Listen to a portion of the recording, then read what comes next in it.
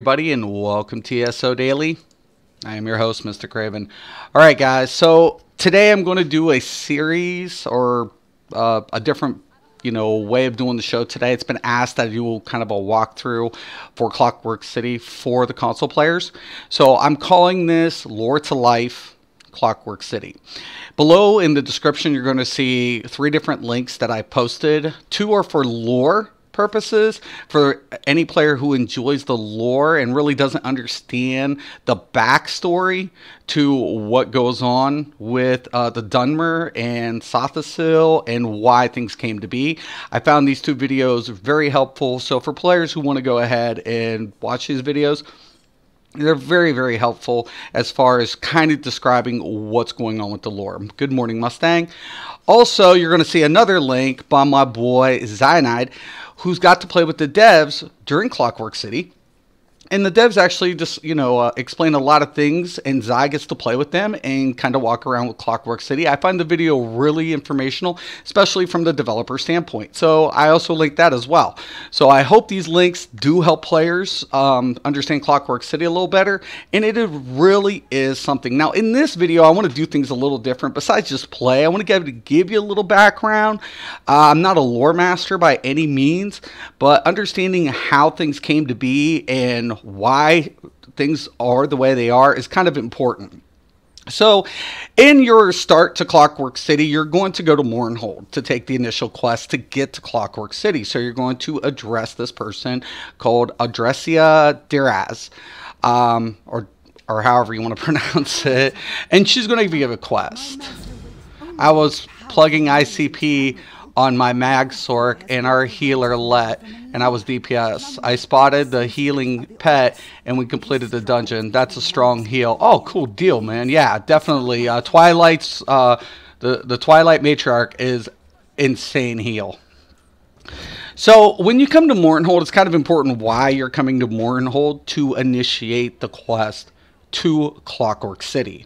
Now, Clockwork City is an underworld of Tamriel, envisioned by Sotha Sil, right? Now, Sotha Sil, Amalexia, and Vivek were actually counselors to Amalexia's husband, who was the Dwemer king, well, at the time was the Chimera king, which later on becomes the Dwemer race. Now, I'm going to explain this. So, during that time, there was actually peace between the Chimera and the Dwemer, right?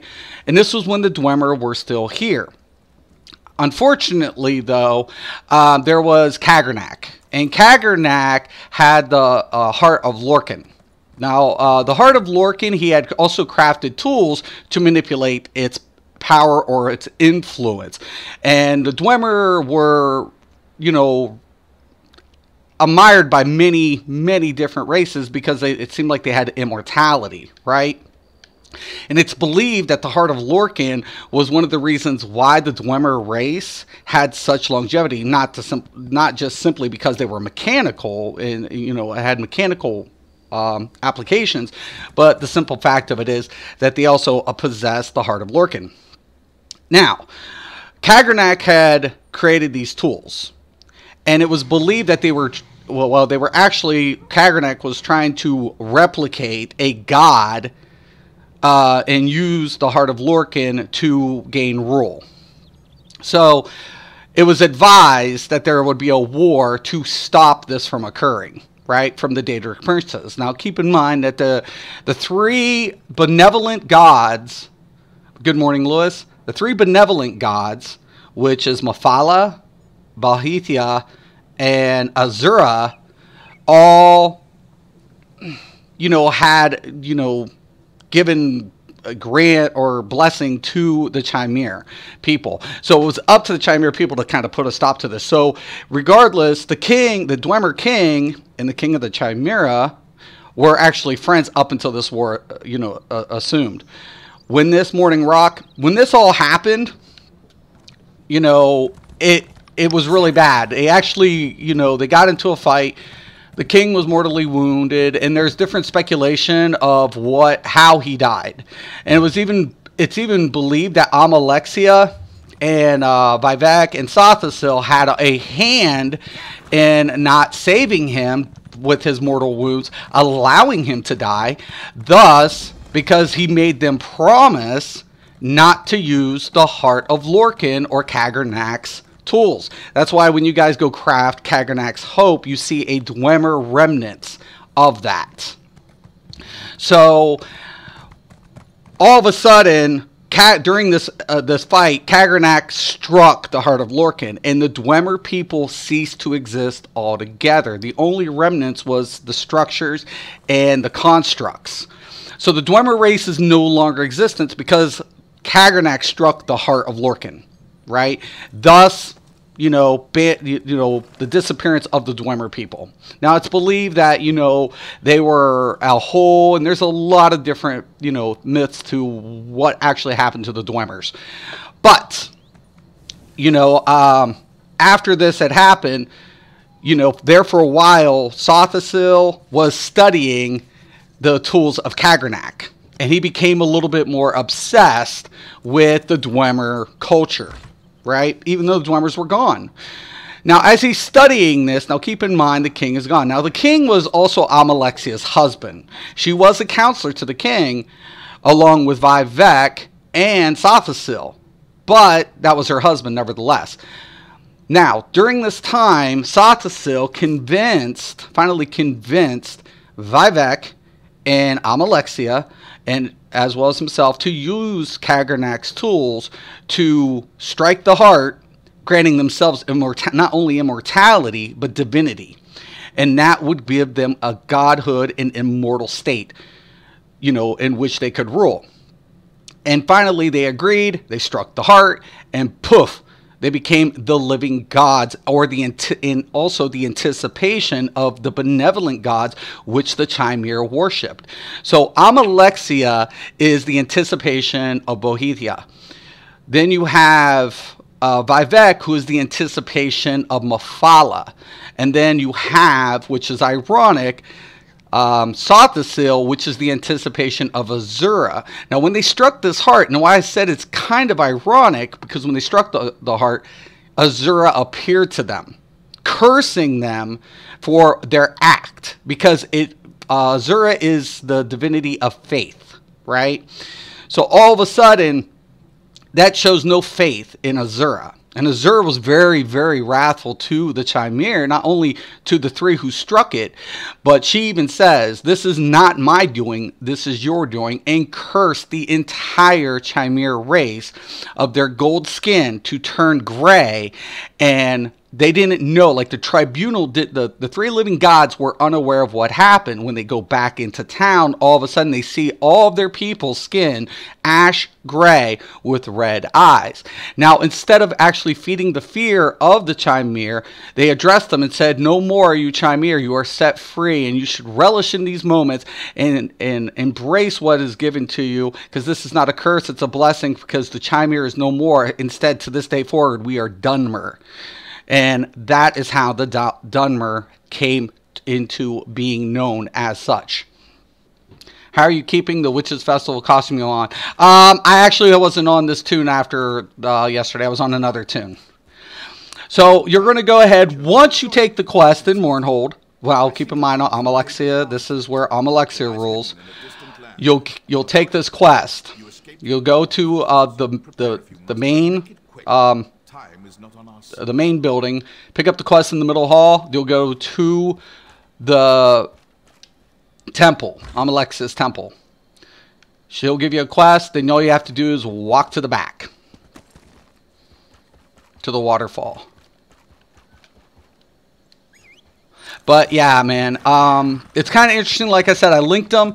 Now here's some really cool stuff on some of these sites. So, the one guy's got multiple videos out, and it's really, really good as far as lore goes. And I think a lot of people forget that this is another reason, in my mind, why ZeniMax and Bethesda decided to do Elder Scrolls Online during this time period. This time period has a lot of influential moments in Elder Scrolls lore and history.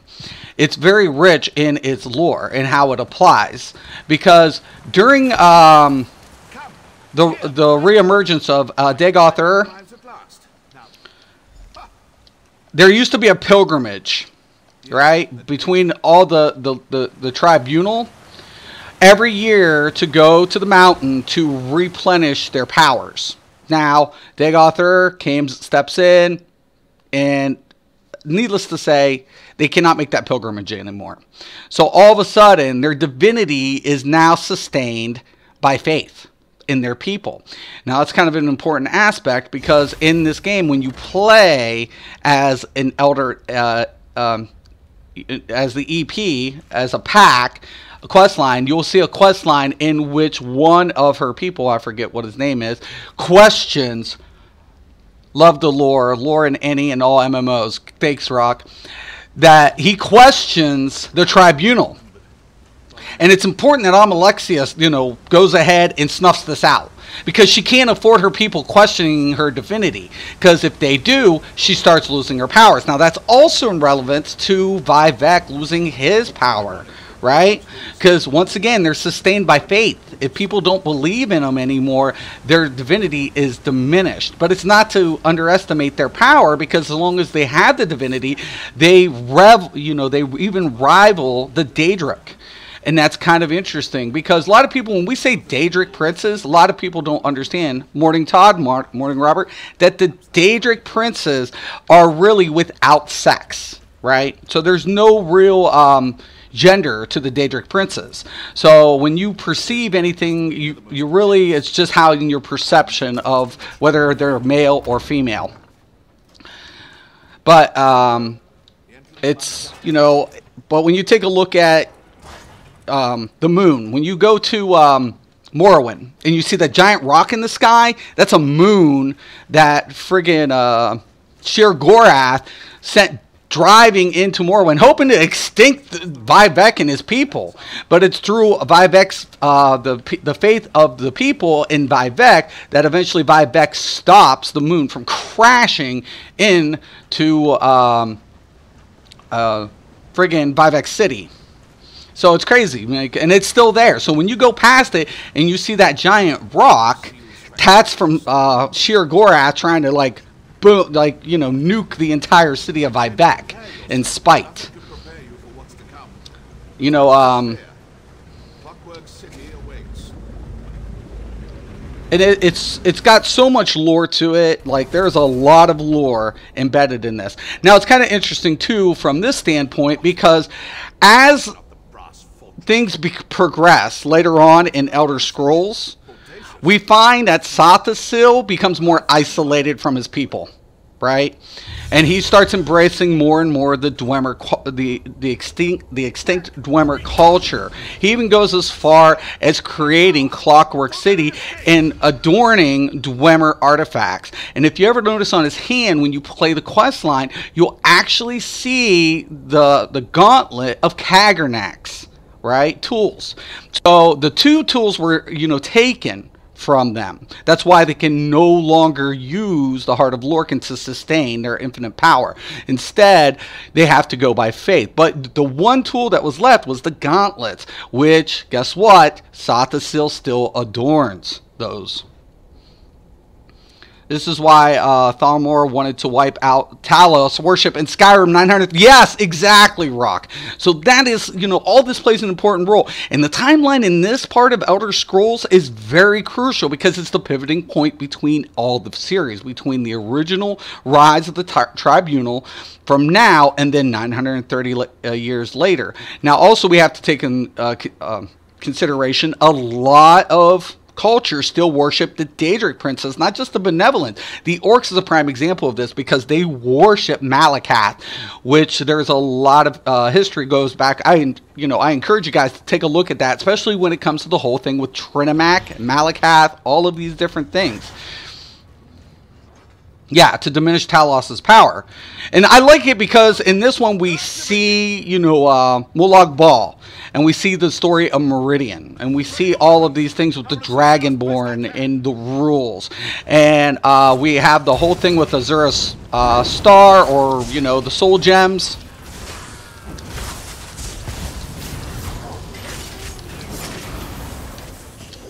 Okay.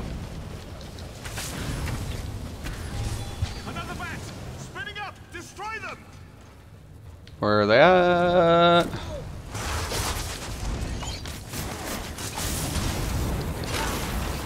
These CCs are crazy.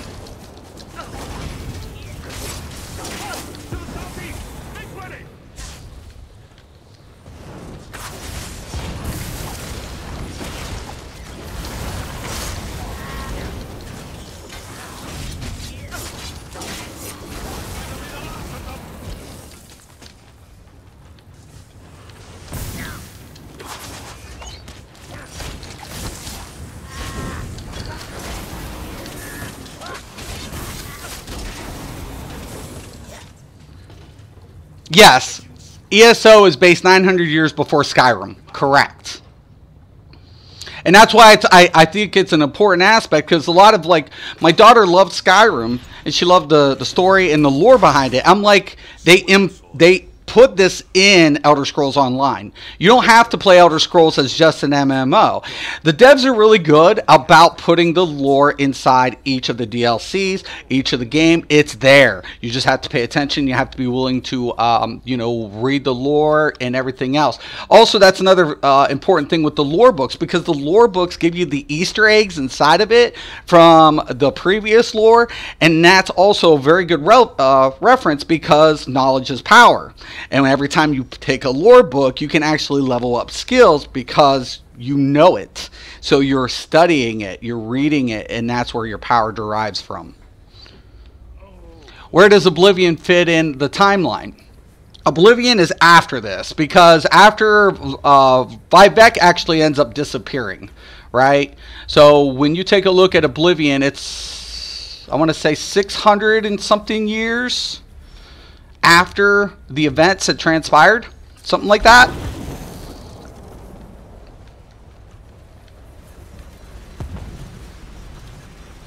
And we've got to remember, guys, that regardless of their divinity, they're considered immortal. So the Tribunal is still considered immortal by, you know, because they struck the heart of Lorcan. 700 years. Yeah, I thought it was like 6 something, but yeah.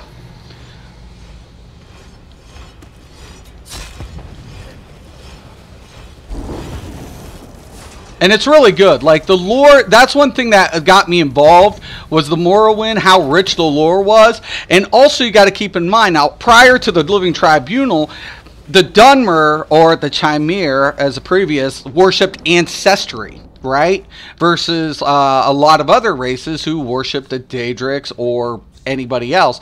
And even though the Chimere did, you know, worship the benevolent Daedric princes, they also worshipped ancestors. That's why in Morrowind, even to this one, you can summon the ancestors of, because that's what they have, these, you know, the capability of summoning their ancestors to worship them. Speaking of lore, shouldn't players have to choose between werewolf, vampire? You brought this up, Todd. In Fighters Guild, undead running around, dawn breaking me is kind of silly. Meridian surely isn't pleased. Meridian, it probably wouldn't be pleased. I would agree. And, you know, it's kind of interesting. It is very interesting as far as all that goes.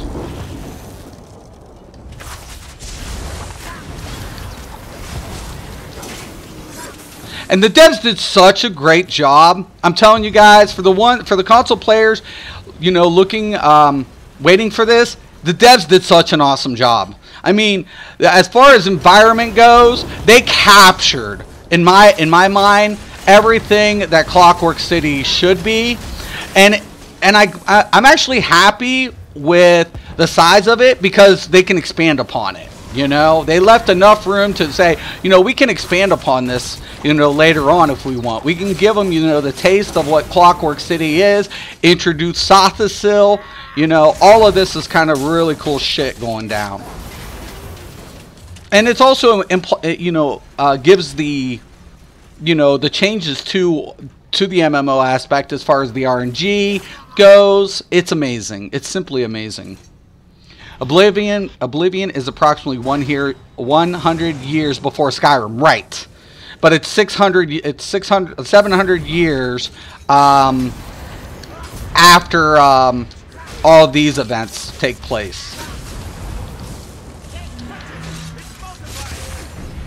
And as far as, and this is after the Akaveri War.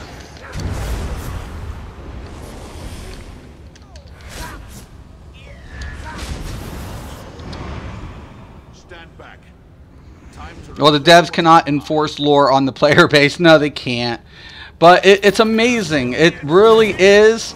Because if you play this game, you play from an MMO's perspective, you don't... Like, players coming into Elder Scrolls Online doesn't have to play it specifically just as an MMO. They can play it as any other Elder Scrolls game because the lore and the concepts are still present. The devs have to allow for players freedom to play the game the way they want and enjoy the play. Right, exactly. To me, it's what Elder Scrolls Online embodies is the best aspects of traditional Elder Scrolls that gives the lore, the capability of solo play, and allows you to either play with a friend, play with multiple players, and have those features present and available. This is why we don't see traditional MMO linear progression, because it has an open interpretation to how each player is going to build their class and to play their game. And that's what Elder Scrolls is more known for. We have everything in here. Now, if you guys can see, now in Zai's video, the devs explain, this is a whole world of rock and metal. So the trees are aluminum leaves. They're metal trees. Even though you see the swaying to it, they're not real. They're artificial in design. And that is what's the best aspect of this. They really captured how Sotha Sil sees his world. Well, you had an interesting night last night. I did. I had trolls show up on one of my feeds. Actually, some of the top PvP, a lot of top PvPers were there, hunting me down. And then another player who's a YouTuber shows up, and you know, is like, oh, you're harassing me. I'm like, dude, you're on my channel. Who's harassing who? And this one was supposed to be banned for, I don't know, what was that called? Oh, yeah, racial, you know, shit. Yeah, he goes ahead, he gets banned. His account gets banned for pulling some bullshit. And now he's on multiple other accounts still playing this game. But, you know, that's not my thing. That's ZeniMax. I'm not going to tell ZeniMax how to, you know, do their thing. Now, this is amazing, amazing aspect, guys. Don't get me wrong. I do it too. It just doesn't seem right. Yeah, I was with the Dawnbreaker. Yeah. It doesn't seem right, but it is what it is. Now, when you guys come here, you guys will notice the way shrines or, you know, have like a, you know, round feature to them versus, you know, the little ceramic or not little temple looking ones, like a shrine. The shrines, the way shrine isn't a traditional shrine in this one. They're, you know, globed. And for me personally, I really love, like, you can hear the clinging in certain, I don't want to fall. But they did such an awesome job in this. And if you take a look down below, instead of rivers and water, it's oil. So, and then you have pipes coming up from the ground, all sorts of really cool shit. And Sotha Sil really did become obsessed with Dwemer culture. So Nords for the win. The first humans victor over the Dwemer, Altamir, and chosen as Dragonborn by Akatosh. Long live Talos, first Emperor, first to unite Tamriel, first in Nord hearts. Yeah, you know, the Nords definitely were resilient. You know, they wouldn't stop. And I think the Bretons, though, play a very important role as well. You know, when we take a look, you know, at, you know, the division in Daggerfall. When we take a look at Daggerfall, the influence of the Breton people was pretty significant, you know, during separation period. So I think that's kind of an important aspect.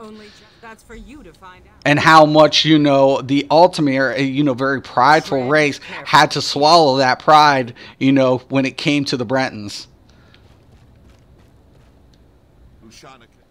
You'll get a skill point just for completing the quest, which is kind of cool.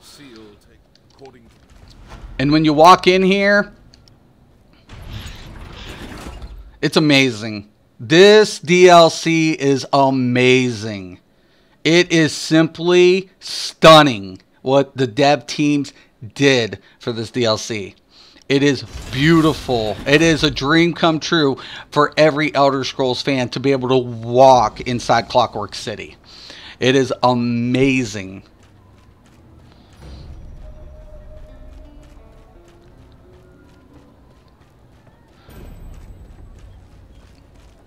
Now, if you come over here, you're going to see a little door adorned by different crafting flags. This is where your transmutation shrine or transmutation machine is as soon as you walk in the door. And then you can use this to transmute. And it's kind of cool. Excuse me. Also, you'll see another way shrine up here. Multiple quest lines. Tons of really cool stuff.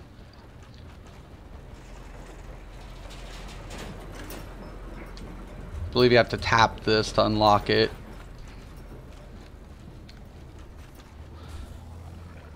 Morning, and everybody else. Thank you, Dakota. I appreciate that. Morning to all of you. Man, you guys are the best. I'm telling you, man. So last night was pretty interesting for me.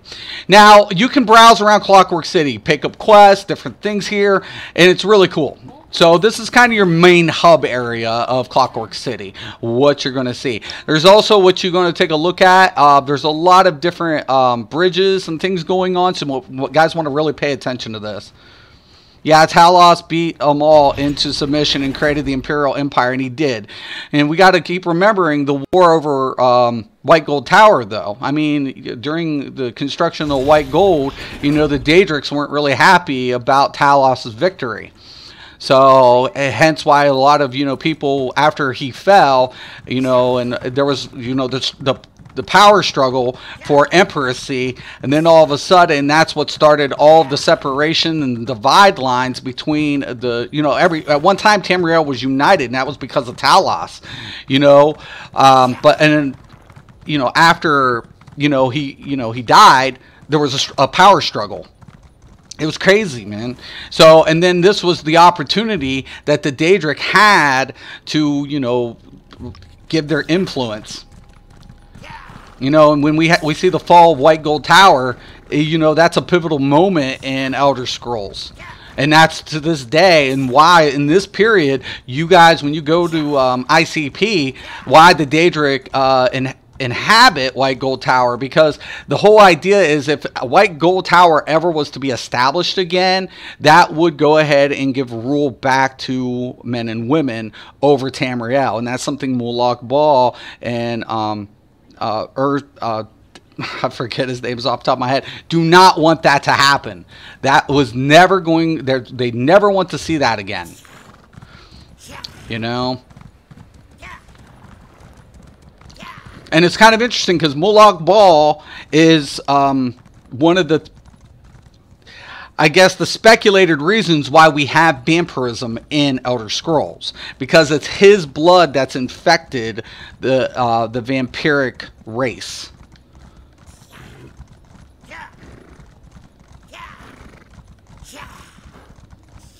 or the cause and effect of it. So up here, you're going to see another way shrine. And over here in this delve is the Hagraven delve, and where you'll be able to farm up the one set. Not the crow set. The crow's on the, I want to say on the other side, but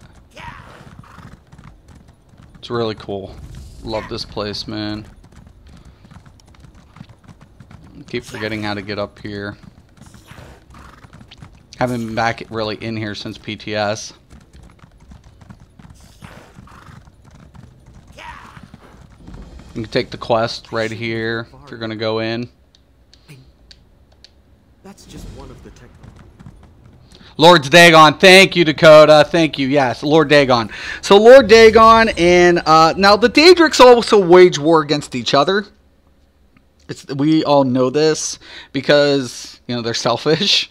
they have their own agendas, but they'll put aside their differences for the common goal. And Lord Dagon and Molag Bal have definitely conspired once or twice in ESO or Elder Scrolls lore.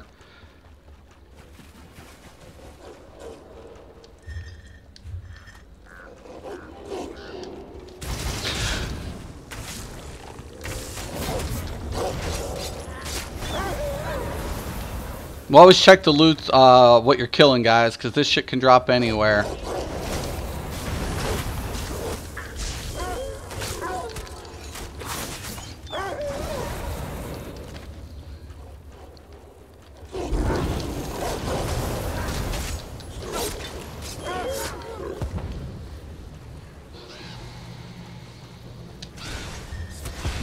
For almost 2,000 years, people said by the Nine, and Thalmor will have a long memory seeking to eliminate Talos worship in Skyrim. I don't think you can, because what Talos did, right? You know, you can't erase what the influence that Talos had. You can't. Thousands of years will go by, and the Lord, not only will his story still remain, but the remnants of his of the culture during the time period will still stand.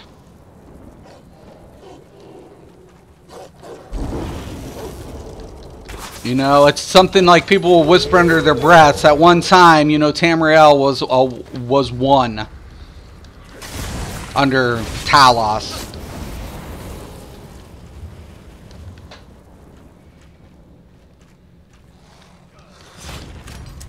Oh, I thought the other thing was going to attack me.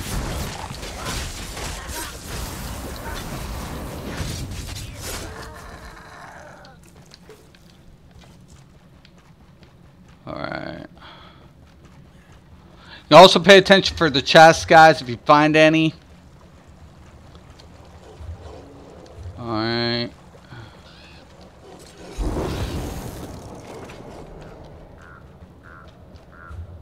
Really love this, man.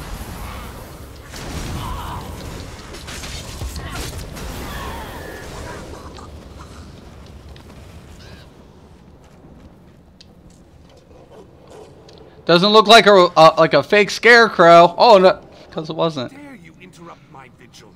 What nonsense impels you to such a rash? You dare question the sacred duty that has been placed before me? I'll have you know, even in ESO, the Thalmor are active, trying to put Ultimar back in power. Yeah, and that's there's, like I said, the power struggle after the fall of Talos is one of the major things that still goes on to this day, and that's why we have the war in Cyrodiil.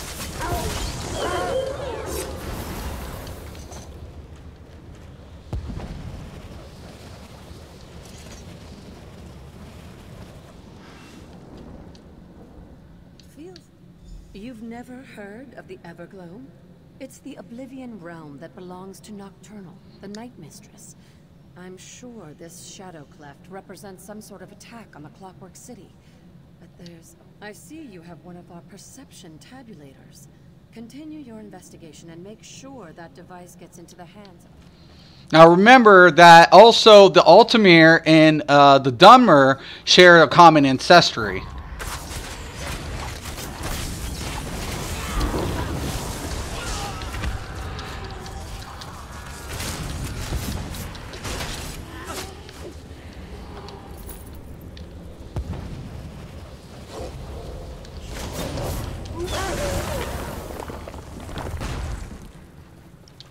Rogue healer, you helped me build.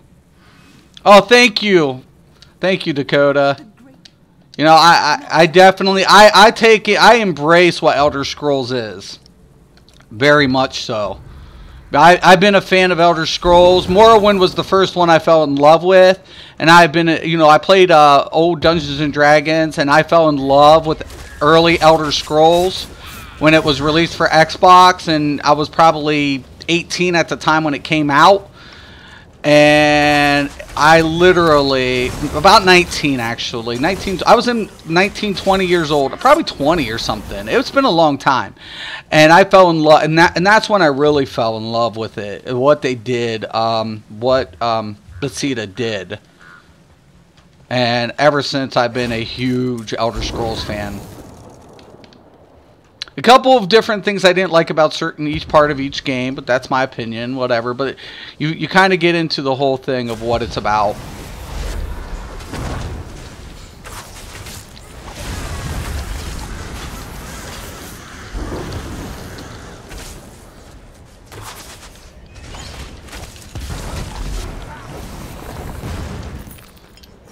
Okay, so here's the Livewire set. This is the one for the heavy armor. It's pretty good. You can farm that here. You can also farm the other set here too as well.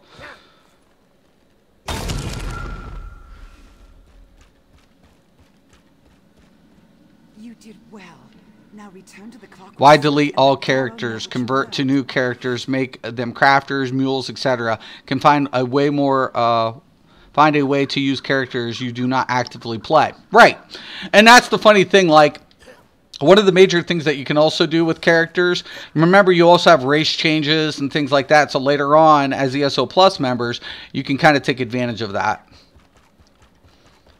Changing up race and shit like that.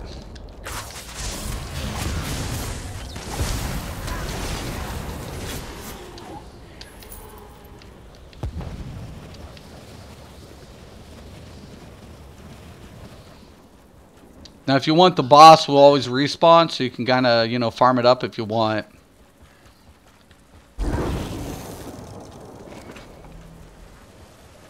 I love it. I love what the devs did in here.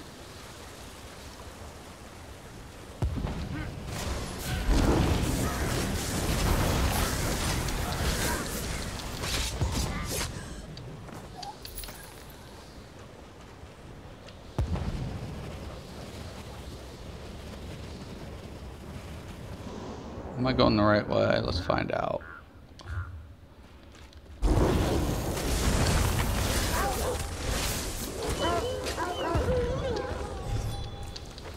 But you know, up until now, we don't get to really get the perspective of the timeline with Clockwork City until this DLC.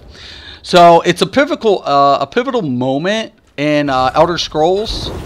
What it does for, you know, the whole storyline, especially from Vivek's perspective.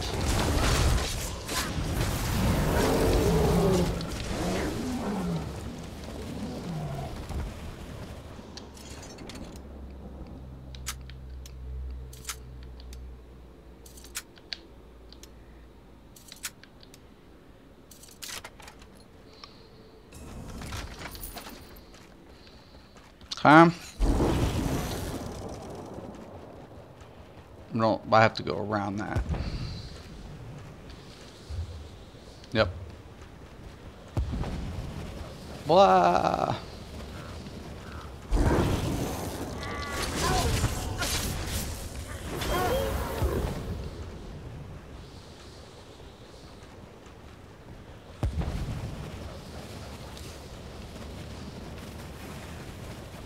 And that's kind of really cool that a lot of the sets that we see in game are referenced to the actual influences of Tamriel, like Haggernac's Hope, Trinimac. You know, we see the references there. Interesting video. I noticed this AM. 1 o'clock in the morning. It's 1 o'clock over there, Rock? Wow. So you're from Europe then, Rock? I'm glad you put in too, you know, because that's the one thing to me. And here's a Cliffstrider boot for completing it. We'll take a look at the feet. Believe it's the Livewire set. No, this is the medium. This is the Unfathomable Darkness set. So you can farm Livewire anywhere, I believe. It drops anywhere. The Unfathomable Darkness set can either drop in the world or it can drop in that delve. And this is the one that has the crows. So all you have to do is remember Hagraven crows. Boom. Click. The other one will do the little Dwemer one. And that's on the other side of the map. Over here, there is also the delve, and then there's the challenge, the 4-man challenge up around here, and there's a lot in here. And of course we also have the new trial, which is the Asylum Sanctorium up here inside Clockwork City. Well, the rogue healer Mystic helped me build is the only character I kind of hold dear.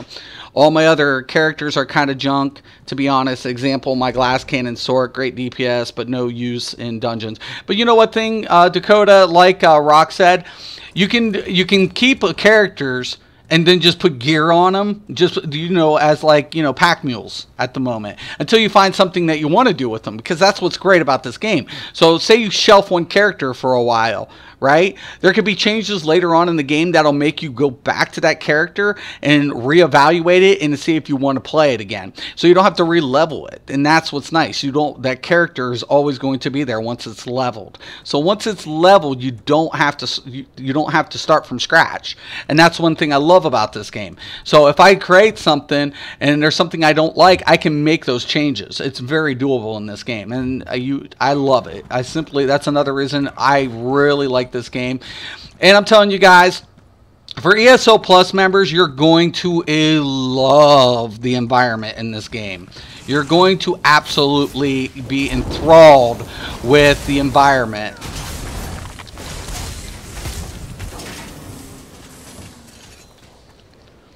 It is insanely beautiful. Now take a look at this. When you look up, you're in the globe. So it's an artificial world, right? And you kind of see like clouds and things that you would typically see in a world.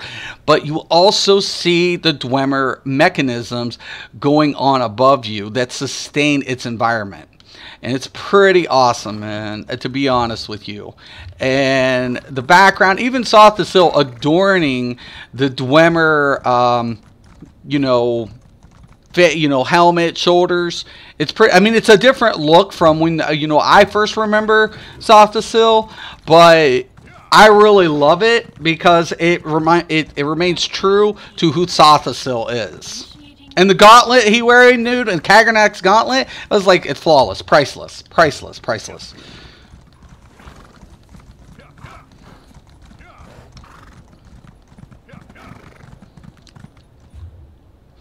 And I encourage everybody, if you haven't checked out Xynode's video playing with the devs, please go do it, man. I think you guys will really enjoy it, because the devs interact with one of their content creators. And to me, that's really awesome, man, when the devs will reach out, play with a content creator. And Xynode is probably one of, he's my friend. I consider him my European brother. He's a very good friend of mine. I love the content he puts out. He's, very positive. He's more positive individual than I am. And I love that the devs reached out to Xy and they really got to walk him through the Clockwork City and got to play with him, and they just had fun. And that's the best aspect to me. It's like, this is really cool stuff, man. This is really cool, interacting with one of their content creators and, allowing him to post it, and, it's amazing. It's amazing stuff. Thank you, Zos. Once again, we appreciate you here, man. So I woke up to an interesting Mystic Rant video. Did you? Yeah, it was kind of crazy last night for me. I'm PvPing, and all of a sudden we have AD on our backside, and I'm thinking, okay, no problem, right? You know, it's no biggie. It's kind of normal. Clockwork is kind of like Dyson Spear, like Construct. Oh, actually, that's a good point there, Rock. Yeah, actually, that is a really good point. So look, you got oils. Instead of water, it's oil. It's like, oh my god.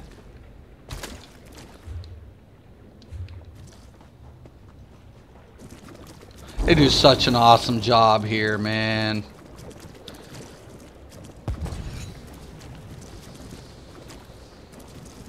Nuguk, you got a fishing hole. What kind of fish are you going to pull out of this? I mean, I wonder if they're oil covered.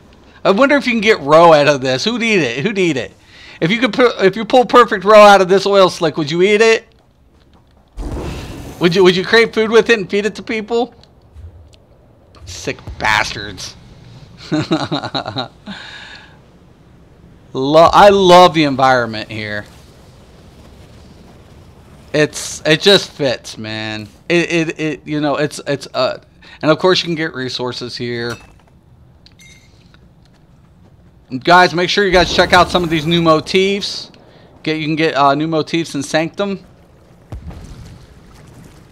and stuff.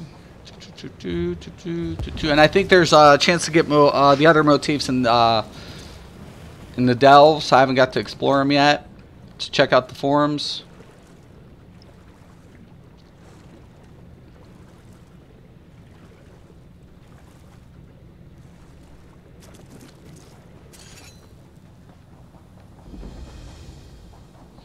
Of course, I did this on my other walkthrough, and you can come in here, and this is where you get the other set for the Magicka users. It's kind of cool. It's good for PvP, solo play, and you know, for dungeon play. If you wanted to use it as a back-end proc on a dual wield, you can. So it's kind of cool. I saw you had a bit of Green Alliance problem. I did. The Green Alliance was bad. All of a sudden, Miami was like exposed. And I'm like, exposed what? None of you 1v1 me. You can't 1v1 this build. It's not offensive. It's complete. And I gave him the opportunity. I sat there on top, let him try to fire at me as much as he'd like. Rizzy, watching you having fun like this makes me want to just hang or just run around. Got into a rut of just booting up ESO to do trials and pledges. Right, and that's the thing, man. You know, you can just run around and have fun, man. Pick up the quest and you can play this game as if it was another Elder Scrolls game. You don't have to play it like a MMO. You could just go ahead and say, you know, I'm going to pick up these quests. I'm going to go do this delve. I'm going to go ahead and pick up some gear along the way. I might use a build with it. It's really cool. Mystic, I'm mad I missed your stream last night. That dude RNC is a racist bitch that is really toxic too. And you know what? He was banned. I don't know what's going on with that. Him coming on my channel though, I loved it because, you know, whatever, man. Trinity, wouldn't they be metal fish though? I wonder, Trinity. You know, should we fish? You want me to fish? Let's see what we get.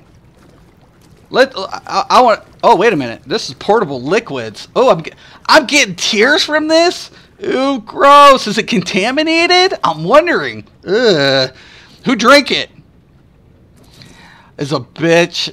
I won't say his name, but is a bitch that a guild runs with that are toxic bitches too. You know, the thing about it is, Ness, I will say this. I had nothing but respect for Ness, and I actually stuck up for Ness at one time, right? During the whole thing, like he didn't know what was going on and whatever. And I'm like, dude, unfortunately, if you didn't know what was going on, you're guilty by association. But seeing that Ness puts himself around toxic shit and wants to be toxic like that, you're guilty by association, man. And I don't care, man. They you know, to me, they can do what they want. They don't influence me. I wish one of them would come to New York City. Oh, well, you know what? Snoop, RNC says he's from Brooklyn. So let's just cross the bridge, man. So, you know. But, you know, I'm not from a major city. Like, I'm from kind kind of a rural area outside of Canton. Now, when I grew up outside of the Canton area, but we kind of have city after city. So it goes Canton, Akron, Youngstown to the right, Cleveland ahead. And then Pittsburgh's only an hour. So I have Cleveland, which is a little around an hour and 10 minutes. Pittsburgh's an hour and something. And Columbus is an hour and a half from me. So I'm in a position where I'm in between all the major cities. And I hung out in all of them growing up. So, and I was a little, like I said, the black sheep of my family. But, you know, I got in a lot of trouble and a lot of fights and whatever have you, not growing up. But I grew up. I grew up. He used to come into blob streams a bit and be a bit of an ass. Yeah, man, I believe it. Take time to have fun. It's not a job. Though Outcast says he raids 9 hours a day. I hope that's exaggeration. I don't raid that much. I raid only to get the gear and get out, man. But I believe it. He's good. His recovery time, I'm telling you guys, like Outcast recovery during mechanics, it's flawless. I mean, you don't get any better. Like, when I see the man on a single target hold 19 and 20 between the mechanic, that's impressive. That's impressive to me. I'm like, you can't fake that, man. You're from Pittsburgh, Mustang? Yes! Yes! Yes! Love steel, the steel state. You know, I love every part of the United States. I love our country. I love, you know, and that's one thing, another thing. I respect Outcast because, I respect anybody from another country, but I respect also Deltia. He's a soldier. He's served this country. I believe we need to put aside differences. I'm about to go hunting for rabbits. Just kidding. You know, but you're gonna have people be negative no matter what, and some people don't like my attitude. Virginia Rock, okay, that's not far from me, man. I used to at one time I lived in South Carolina. And yeah, I used to have to drive all up through Virginia quite a bit to come home. You know, so I did live in South Carolina for a short period of my life, very short. So, and I loved it, man. I love everything. You know, my dad was a truck driver when I was growing up. My dad drove semi. Ozzy! You know what, though? I have never been to Australia, but I know a bunch of people around here. Actually, I know quite a bit that are from Australia. And it's kind of interesting because, you know, I love hearing about the culture, right? Vegemite and all. Some people like it, some people hate it, you know. But, you know, rugby down there, that's no joke of a sport, man. You don't mess with Aussie rugby. Snoop's hunting rabbits. Get these way shrines, guys. And you know what? The devs did I'm telling you, man. If anybody doesn't have ESO Plus and you're debated, say this is your first time in Elder Scrolls. I say always to anybody who doesn't want to be elitist and want to just play the game for lore and for individualized play, this DLC is the shit. It's probably next to the best to Rothgar as far as environment and stuff go. I think Dark Brotherhood was good and the Thieves Guild was okay, you know. But this DLC, even though it's on that size level, it's relative to the Elder Scrolls universe. This is lore, lore coming to life in front of you. Can't make no treats on the internet. No wabbit sweets. You wascally wabbit, you. You wascally wabbit. I don't know if there was one over here, but there's a lot of things you can explore, do. It's such a really cool thing. Oh, it's kind of cool too. Let's see if I can get into. There's a couple players running around, and you'll see tons of players running around. There's a lot of things to do here, guys. So, and you know, and I don't know if people like the facade will work out. So you'll see people, they're farming up bosses and whatever. And this cave right here, right? This is the challenge area. And you need at least 4 people. I'd say 3 or 4 people. You come in here and you can get you know, drop sets in here and shit like that. It's really cool. It's challenging. It's meant to not be soloed. Don't try to solo that. Please do not try to solo this. But it's really fun, man. You know, when I was on PTS and I got to pop my head in here, I thought it was a bad mistake. Because I was like, holy crap, man. It's like, you know, these world bosses are on, like, amped up on friggin', like, oil fuel or something, and they're gassed up, man. They're gassed up. So, really cool stuff, man. Really cool stuff of what the devs put into this. Environmentally, you know, lore-wise, the quest, it's pretty badass shit, man. So, you know, to me, I couldn't imagine not having this DLC moving forward because of transmutation. I'm from the drunkest city in America. So am I supposed to be guessing then, Trinity? Is that what I'm supposed to do by saying, okay, what is the drunkest city in America? Louisiana? Is it Louisiana?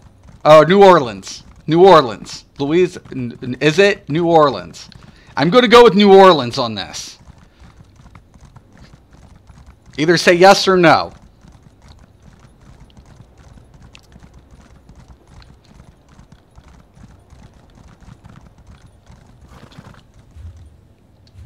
Because, you know, they have Mardi Gras. There's a lot going always down in New Orleans, man. Always. Or Vegas. Vegas, man, I'll tell you what. That would have to be a toss. Vegas, man, party all the time. We need to play again sometime, Gary. In Wisconsin there. Whoop, whoop. I'm telling you. Wisconsin's got some football, doesn't it, though? Man, Wisconsin takes their football serious.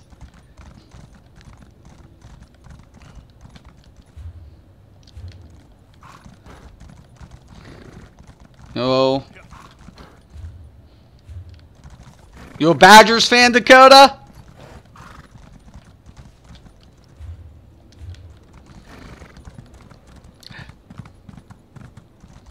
Appleton, Wisconsin.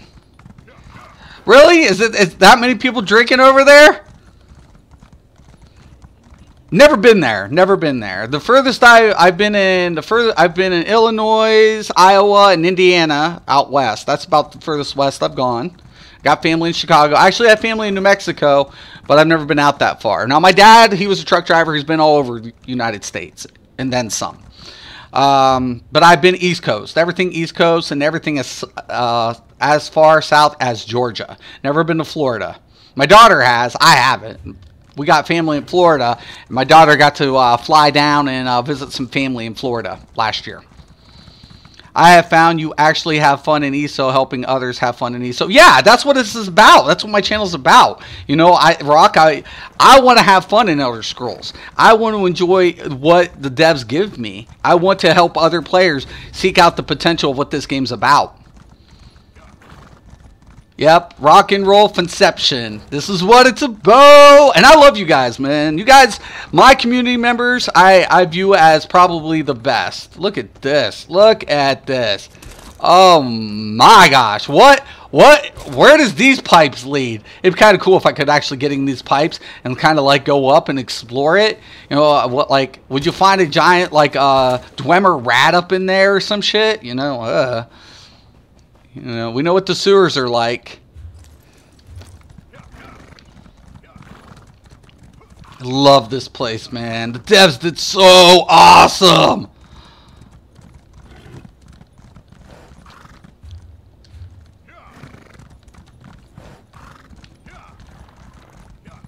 You're a Packers fan? Of course you're a Packers fan.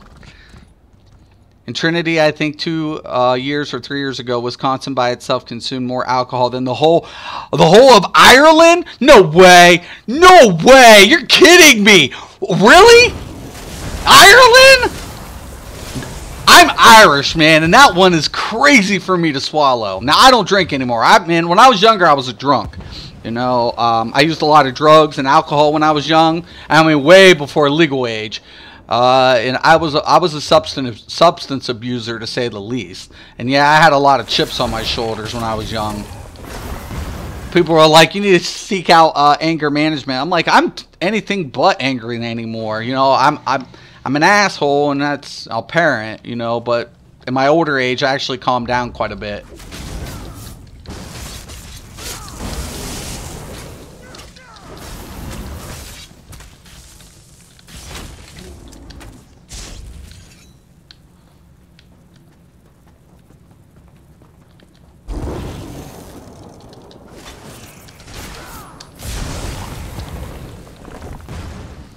Ooh, whoa, whoa, whoa. Backpack. Nothing, nothing, nothing. Come on. Can't pick. What? It's just, is that for looks? I want to pick that up. That's bullshit. That was an oil bath from Star Wars. I love this place, man. Check this out. These fans, they're really cool.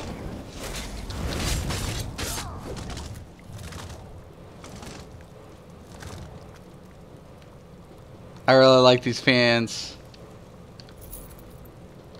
Like, look above, you get to see the walk stuff. Oh my god, it's so badass. You gotta take the quest to get in this and do all that. But it's cool. It's really cool stuff. It's badass, man. I'm telling you guys, you're gonna love it. And that's the thing I'm always gonna encourage people. Don't look at Elder Scrolls as one directional, right?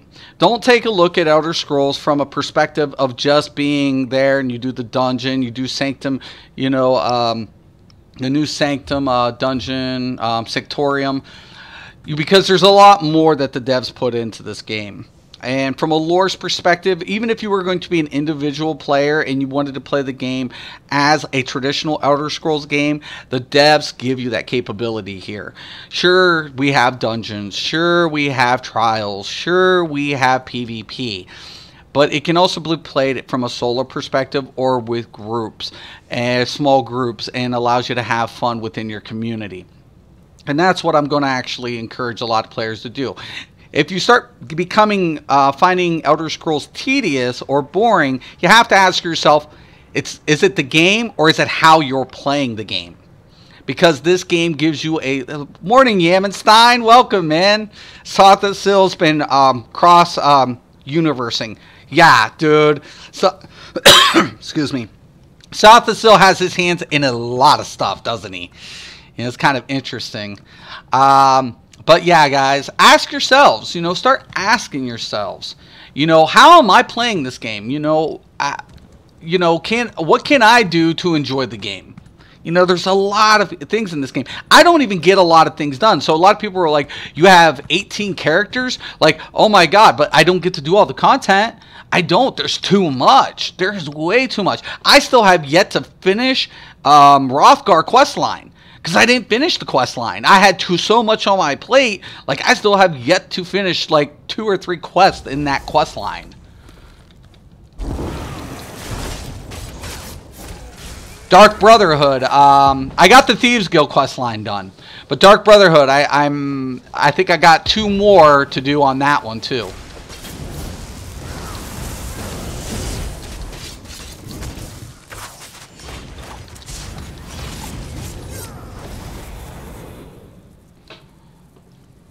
What add-ons do I recommend, Kevin? It's kind of interesting. Okay, so as far as my add-ons go, there's a lot of add-ons there. I don't want to weigh my rig down. So the add-ons I use are Combat Metrics, and I use Foundry Tactical Combat.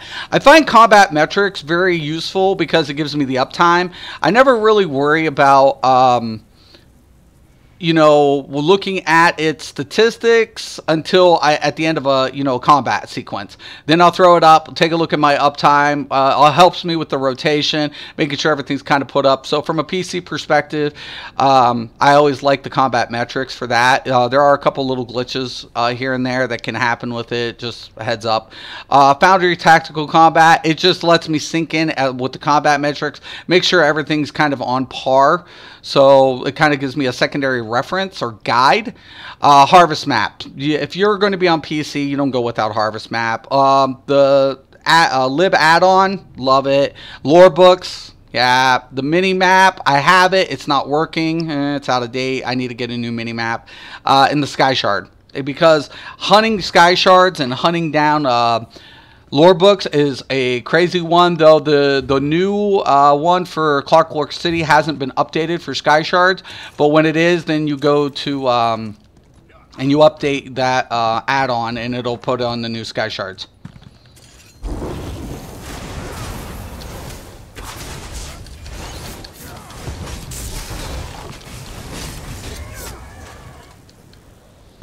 You think getting the perfect asylum weapons is RIP for pugs? I tested perfect and the imperfect, and to be honest with you, perfect's nice to have because you get the 2-second, you know, there's a 2-second window difference, but it's not a necessity. You know, I mean, I think that's the kind of thing. You're going to get that little extra boost by having perfect, but imperfected, if you're going to run it still with imperfected weapons, it's good. So it just gives you incentive to try to get the better version. So it's not like, oh, I don't have it, I suck. It's like, okay, I have the non-perfect ones. Now I can try to, you know, amp up a little bit more, get that perfect, get that little 2-second window difference, and, you know, it helps out. You know, it doesn't make it overpowered. It's what I'm saying. It increases, but doesn't OP it. Sky Shards, lore books, destinations, the big 3 standard add-ons always. But in this game, damn right. Loo Extended, Master Merchant are also nice. Yeah, Master Merchant's really great if you start doing guild trades. Master Merchant comes in handy because it lets you know what the average selling price is for what you're trying to sell. So it's really kick-ass. At its Snoop Perfect Asylum, only from hard mode Asylum Sanctorium. Yeah. And it's like, it gives you incentive to do it, but it's like I said, I mean, the imperfect ones are really still really good. So you can go in there and you can get imperfect and you do really good shit. The Destro Staff is the main one that differs a lot. Right, because of the proc, the way it procs, correct. Between perfect and imperfect, in my opinion, the rest are slight differences. Slight differences, yeah, and that's what it is. The rest, the Destro Staff is because, besides its timed effect or whatever, it's in rotation is what why the Destro is different, because it's the rotation difference for the proc to occur. Why?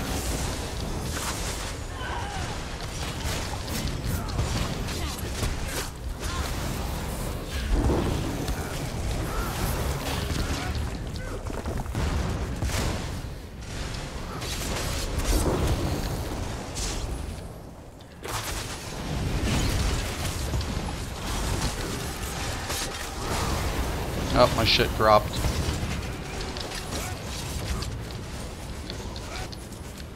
Look. Nice. I saw your vid with those people harassing you. You can't let those people get to you, Mystic. Keep doing what you're doing for the community. We appreciate it. Thank you, Kevin. That's why I'm here. I'm here for you guys. I'm not here for those haters. You know, the funny thing about it is, even one of them's like, yeah, you suck, but I still use your builds. And I'm like, yeah, I suck, but you guys are using my builds? Okay. And like I said, my Templar build, my Templar tank build, I've been getting a lot of hate on that. Like, a lot of people hate that build. And the funny thing about it is, I didn't want to come out with that build. I didn't want to do it. Like, I'm like, you know, people are going to say it's toxic. And I'm like, man, I don't want to come out with these builds. I don't want to come out with toxic shit and cancerous shit. But the simple fact of it is, there are certain things that I'm going to play. If people are going to use cheap tactics, I got to use cheap tactics. It's just the way it is. You're going to introduce CP and Battlegrounds, and you don't expect me to say, okay, well, I'm going to make an unkillable build that's going to piss people off. You don't think I'm going to do that? Of course I'm going to do that. You know, is it cancerous? It's only as cancerous as you're going to allow me to do it. You know? I use LUI Extended and Volton's mini-map. Oh, you know what? I might try that mini-map, Rock. Thank you for posting that, dude. I got to try that, man. I definitely got to try that. But the thing about it is, I don't ever claim I'm the best. You guys, you don't hear me like making claims to anything like that. And people were like, you know, I'm going to come out with toxic builds, and it's like, you know, I remember when I was talking about crafted gear and Nernhole. Now all of a sudden people do it, and it's like people call me bullshit, and then later on they follow what I'm doing, and it's like, why is that? Why are people doing what I'm doing if, you know, I'm full of shit? Why? Why are they doing that? That becomes my question. You know, why? And I'm like, I'm not trying to mislead my viewers. My viewers are a part of my community. Like, we talk about different things in my chat channel. We discuss different things. And to me, that's why I love my community members. I mean, they're not just subscribers, in my opinion. They're my community. We are a community. That's what we all play the same game. So why wouldn't I want to listen to my community members, the ones who have, you know, good points, and, you know, hey, we like to see this, or hey, we want to do that, or hey, I think this works as well, Mystic. And to hear their feedback is what I enjoy. You know, it's not always going to be about me, and I don't want it to be just about me, because this is bigger than me. This is so much bigger than I am. Inventory insight is also awesome if you have a lot of different characters. Helps you keep track of your items. Yeah, you know, I never tried that one, Riz.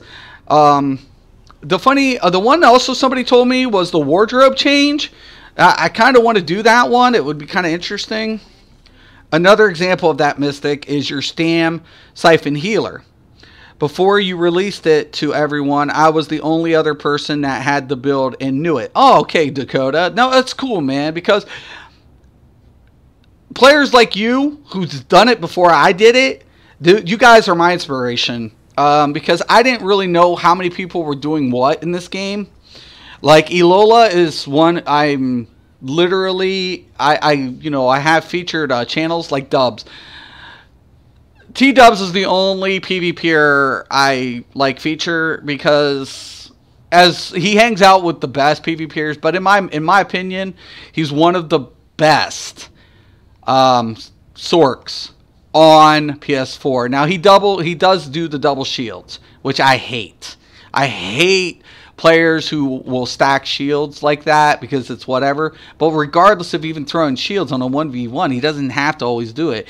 And that's why I have respect for him. He doesn't always have to proc that up, you know, and, you know, he knows rotation well. He doesn't necessarily run away from a fight. You'll see him streak through a couple of times, so he doesn't use just streak on a defensive. He'll use it towards his offensive gain as well. So watching him as a player, you know, not having to throw out the repetitive shields, he'll do it, which, let's be honest, if he's allowed to do it, he's going to. And that's what Zos has to address, is things like that. The counterplay measures, and, you know, how people are able to take a mechanic like that and double stack shields, and you can't kill them because you can't hit them, you know? Manage my miles, that is. Yeah, I have inventory insight to manage my mules. Yeah, you almost have to know what's on what character, and I guess that's something I haven't taken consideration. Well, on my PS4 I can't. PS4 I have to hunt down my pieces, because I put things on different tunes as well. You know, and I have multiple sets of certain things. Like, I have 4 sets of Scathing Mage, but I don't use any currently at the moment. I have 3 full sets of Spellpower Cure. I'm trying to get my 4th set finalized and whatever. But yeah, and then my trial sets. Yeah, I have to. Depends on which character I'm slotting with what. But I wish we had something like that on PS4. And for anybody, somebody had asked me yesterday about you know, Steam boxes, and there are a couple different options for your Steam box options. You don't, if you want to come to PC now, you can't do a transfer. Zos doesn't have transfers. But let's say if eventually you're deciding whether or not you want to continue console and you want to come to a PC platform, you don't necessarily have to make a very expensive rig. There's these things called Steam boxes, which are made by Nvidia and Alienware and a couple off-brand ones, and they're basically mini PCs, but they're designed specifically for like console type playing. And you can actually still hook it up to your television, get a wireless keyboard and mouse, plug it in, and all of a sudden, boom, you can play Elder Scrolls Online on a Steam box, which is pretty badass.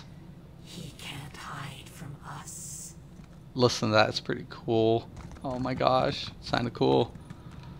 I love this, man. Love this world. So if you guys are ever debated about coming to PC, look into getting a Steam box. You don't necessarily have to build a heavy rig. Steam boxes will be able to play Elder Scrolls Online. And I know a lot of people are like, is it too late to get into Elder Scrolls? Absolutely not. Whether you're you know, coming from another platform or first time player, it's never too late to come into this game because there's so much things that this game has to offer. A lot of content you can do well under the CP cap, even in trials and things like that. So I always encourage players, try it out. You know, there's a lot of different packages out there that ZeniMax offers, and you can just get them, you know, put yourself in the driver's seat without having to pay a monthly fee. And if you decide to pay a monthly fee, it just adds additional perks for you. This RNC character, a member of the Goon Squad Guild, I have no idea. The Goons caused all kinds of trouble in many, many MMOs. Now, I think he's too young for that, though, Rock. He's a kid. He's like 19, maybe 20 years old, maybe. You know, I mean, I think Goon's been out for, you know, a number of years. So I don't think he's like a part of that. One of the guilds that I'm always seeing, and I'm aware of a few of the members, are the Immortals. You know, Immortals have been around since like the Get, and you see them and pop up their head. I mean, the original Immortals. Those guys were elite guild of elites of MMO like genre. So any type of heavy MMO that was going to be in the top, like I'd say 5, you would see Immortal and show up, and there were the best of the best. If I joined PC, would have to sub to ESO Plus again, so it's on my Xbox and PC. Gotcha, Mustang. Yeah, I do the same thing. I'm an ESO Plus on both platforms, and it pays off. It really does, especially for the crafting bags and things like that. But I always tell people, if you're going to try it, they do give free trials out. You don't have to build up heavy on a rig. If you want to go on PC, you can get a Steam box and save a couple $100, and it plays very well on, you know, those platforms. So I always tell people, it's never too late, man, to get into Elder Scrolls. Elder Scrolls isn't going to go anywhere. They have enough lore. They have enough world environment, enough space to expand. We have different chapters, and they're bringing forth in some of the traditional, or not traditional, some of the integrated stories of the other Elder Scrolls games that plays a part in this timeline. And I think that's another really good point that ESO and ZeniMax and Bethesda continue to do. I want to come to PC, but going for my master's in accounting. Oh man, you know what? I got so much respect for you. You're going to be a CPA, you know? Oh my God. I have 4 years of accounting but I never wanted to be a CPA. So I took 3 years in high school, 1 in college, and I never wanted to be a CPA. I'm very well informed in accounting. I was thinking about bookkeeping at one time, but I ended up getting into more banking and financial type avenue. Does ZOS do character transfers? No, they do not. When they opened up the console, they did allow some PC players to transfer to console, but they do not have transfers anymore for either platform. And I don't think that's going to change anytime soon. But a lot of players are like, I'm a witness to this. You know, I played less than a year, and I only got like 100 and something to go to max. So it doesn't, and I don't play quite as much on PC as I do on console, believe it or not. I average only about. On a good day, I can average about 6 hours of gameplay a day on a good day. But I don't watch television and stuff, so you don't see me watching TV and things like this. This is kind of my hobby. That's my plus hobby. So I do my streams in the morning, and you can get it done. It's relatively. You don't have to put in as much time as a lot of people think. You just have to know what you're doing and stay focused in on it. I'm going to take a guess and assume Clockwork is an ESO Plus only thing. No, it's not, Dakota. You can actually buy the DLC too. So you don't have to have ESO Plus. ESO Plus just gives you access to DLCs, but they don't give you access to chapters. Chapters are considered a form of an expansion like Morrowind, where you have to buy it separate, but usually a chapter will give you a previous version of the original core game. But DLCs are also individualized. You can purchase them individually. So if you don't want to do ESO Plus and you just want to get Clockwork City, you can do that. And you keep your WoW account active. I have my WoW account active, but I'm actually disengaging it today. Kind of, you know, whatever. Yeah, 4,000 crown coins. But it's included for ESO Plus, right? So if I cancel ESO Plus tomorrow, I don't have access to this. But as long as I pay ESO Plus, it's accessible. If I come to PC, would I find more helpful players since I will have nothing? Actually, PC is very friendly. Unlike, and I'm not trying to bag on console, I play console. Console is my main platform. We all know this. I'm a PS4 player. I have 13 tunes, 12 max on console. And you'll find helpful players in any platform, but PC players, it's a world of a difference. We don't have like toxic like alliances in Cyrodiil like it is on console. I mean on PC. We have players who are just crafters, they don't play the game for any other content other than crafting. We also have PC players who play the game as a single player type game. There are so many different things that goes on PC that you don't, like, we're not accustomed to as console players. So yes, there are tons of helpful. There's even role-playing guilds on PC. So there are guilds who, encourage an RPG more environment. So it's a world of a difference coming into PC.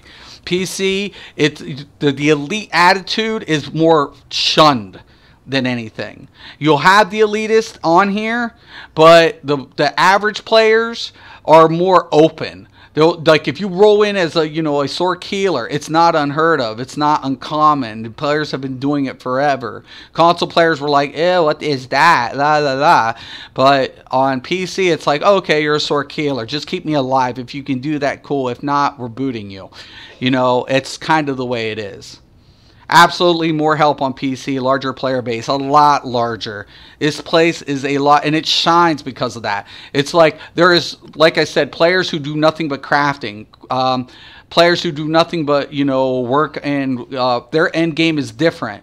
So like I said, the elitist attitude isn't really, if you try to come into PC with like this attitude like I'm the best and I'm a console player and I was top dog, like there are players who don't give a shit about a leaderboard here.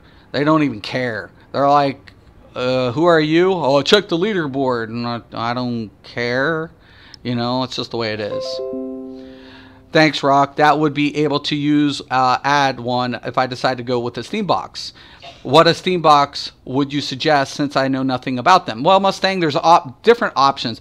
Alienware is always going to be popular, but it's a little bit pricey. But NVIDIA Pro is a really good Steam box. It's kind of like your Xbox One in the sense that it has a 500 gig hard drive. It has the CPU. It has the motherboard. It has Bluetooth. It has, you can landline if you want, go wireless. I wouldn't suggest Wi-Fi on a game like this. I always suggest that you go hardline. But NVIDIA Pro is really good, and it's about the same price as a console. Man, the RPG guilds, sometimes they like to watch watching theater. RPG guilds are huge in this. There's a lot of RPG guilds. I was actually surprised. But yeah, this is Lord of Life, guys. This is what the devs really shine, and why ZeniMax and Elder Scrolls is not going anywhere anytime soon. Even if they ever come out with another Elder Scrolls game, Elder Scrolls Online is still going to flourish. Why? Because of the timeline, the lore, and what the devs bring to the world.